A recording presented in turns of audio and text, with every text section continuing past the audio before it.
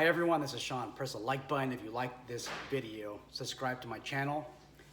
And also, if you've been subscribed to my channel, thank you so much for being one of the over 2,000 subscribers. Thank you, thank you, thank you.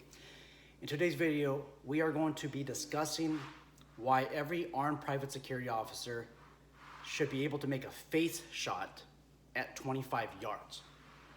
But before we begin, let me give you a disclaimer. Everything that you watch on my channel is not training, ladies and gentlemen. It's not training at all. These are tactical debriefs. And the reason why you don't want to resort to my videos as training is because as much as I want to call it a roundtable, we're not live, we're not in person, we're not in a classroom type of environment or even in the field where we can discuss the pros and cons of everything. We have the open dialogue. Without that free exchange of information, these videos are not training videos. They're not. My intention is to open dialogue to everybody. If you disagree with me, that's fine as well. Please disagree with the points I'm trying to make or the concepts, and obviously not me as a person. And I'm always looking for that intelligent dialogue. Please, guys, this is not training. If you follow some of the procedures exactly to the teeth that I discuss or my idea on how to deal with the situation, you could end up hurt, you could end up seriously injured if you follow that to the teeth. There's always that possibility. Now, remember, there's also your element, the human element. You're the one that ultimately has to make that decision. You're the person that has to make that choice. Use as intelligent options as possible, but don't listen to somebody because they're making a comment. Don't listen to my videos because it's something that interests you or you're convinced that this is the way. No, all I'm doing is opening up dialogue to everybody. That's it. Okay, let's get started on the 25-yard face hit. A face shot is often necessary in order to stop the threat. Maybe the threat out there has body armor. Body armor is normally worn, it normally covers around this area to the bottom portion of the torso, at the belly button, above the belly button, sometimes below. Usually doesn't extend below the legs. The face shot, which is this region in here, tends to be effective because you have soft tissue here. Okay, the eyeball is soft, the face is soft, but it's that small pocket of window that you want to aim for, and it stops a threat. It prevents you sometimes, depending on the circumstances, it prevents you from having to fire 10 rounds, 20 rounds, 30 rounds. The fight is stopped if you get a good hit right here. I don't want to call it a headshot because the human skull is very tough. It can actually deflect bullets. I'm going to tell you this brief story about this man that I had a discussion with one day, and you might be amazed. So anyhow, he tried to commit suicide a couple of ways. First time was suicide by cop. Got into a physical altercation with a partner that I worked with in the past. I wasn't working that day. He tried to disarm him. He was unsuccessful. Fast forward a couple of years ahead, he tried to take his own life. To his head, it was a .38 revolver, about a 2-inch barrel. I think it was called a Chiappa Firearms, or that's the name of the gun. He put the gun it was about right here, okay, to the top of his head. Not to the face, but the top of his head. And he put himself in the canal. And what he did is he hung on one of the canal bridges. His intent was to shoot himself in the face, in the head, and then become unconscious. And then if there still was a chance that he'd survive, that chance would not even be a good chance because he would have drowned. But guys, he survived. So he shot himself in the head, bullet ricocheted somewhere else, and these are critical. This was a Hornady critical duty defense round, by the way. So he went in the river, and he managed to find the power to grab onto some rail, and he pulled himself out of the water.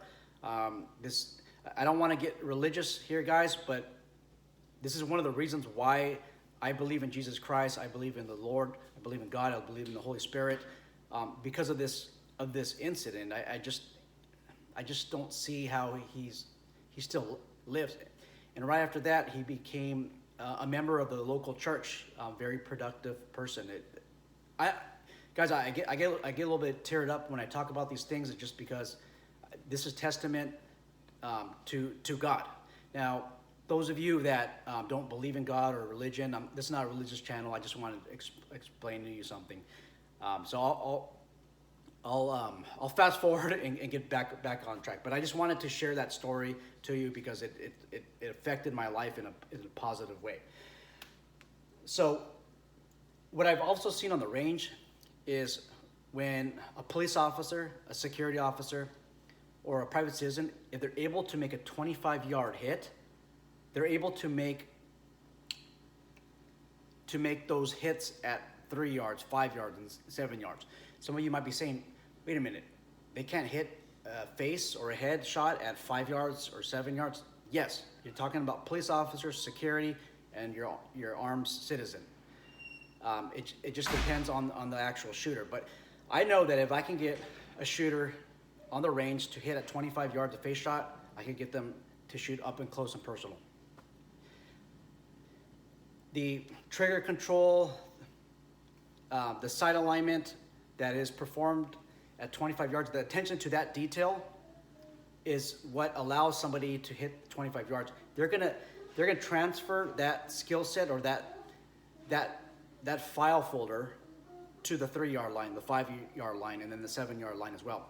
Now, some of you might be asking me about point shooting in a real life situation, what happens. So I've debriefed with tons of guys who've been in combat, who've been in officer involved shootings, who've been in private security shootings as well. I've attended some training last month, and I had one-on-one discussions with somebody and some people and some group discussions about their shooting incident. And what I learned is this: about half of those involved in these shooting type of incidents, they gain that sight picture. The other half, they just point shoot, which is basically unsighted fire. You're placing your gun right in front of you, and you're pulling the trigger until the threat stops. Now, I've attended some recent training with Mike Glover from Fieldcraft Survival. He's the CEO of Fieldcraft Survival, former Green Beret, I believe. This guy is one of the king of firearm instructors, and I learned so much from him.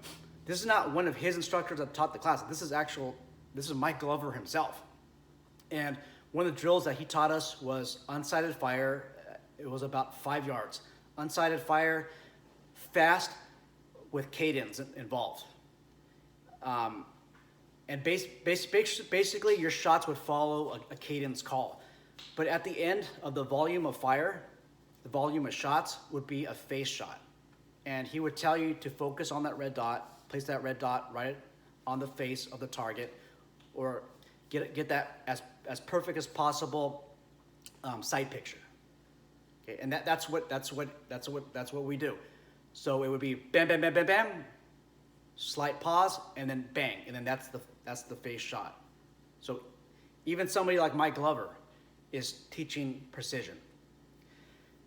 Guys and gals, let me know what your thoughts are on this. This video isn't really my video.